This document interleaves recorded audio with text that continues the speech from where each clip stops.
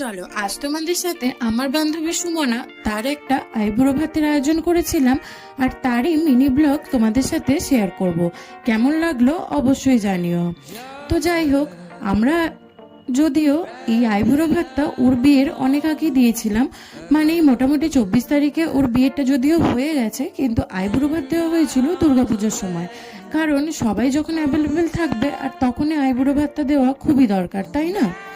তো সেই কথা সেই কাজ, আমরা সবাই দুর্গাপুজোর সময় এখানে ছিলাম, তাই সেই অনুযায়ী আইবুড়ো ভাতেরও আয়োজন করা হয়েছিল। আইবুড়ো ভাত বলতে আমাদের কাছাকাছি একটা লোকাল রেস্টুরেন্টকে আমরা বুক করেছিলাম, আর সেখানে ছিল এই নানান ধরনের খাবার দাবার। অত কিছু যদিও এখন মনে নেই, তাও খাবার দাবারের মধ্যে চিকেন, মাটন, মাছ কোনোটাই বাদ যায়নি, আর প্রতিটা রান্নাই বেশ ভালোই লেগেছিল। তো যাই হোক, আর মিষ্টির মধ্যে ছিল প্রায় 5 রকমের মিষ্টি, আর ও কিন্তু আমাদের কোল্ড ড্রিঙ্কসটা খাইয়েছিল। তো আমার ভিডিও কেমন লাগছে অবশ্যই তোমাদেরকে জানিও, আর আমার এই ছোট্ট মিনি ব্লগটা তোমাদের কেমন লাগলো সেটাও কিন্তু জানাতে ভুলো না। আর চ্যানেলটা যদি ভালো লাগে অবশ্যই একটা করে লাইক, শেয়ার অ্যান্ড সাবস্ক্রাইব করে দিও। বাই।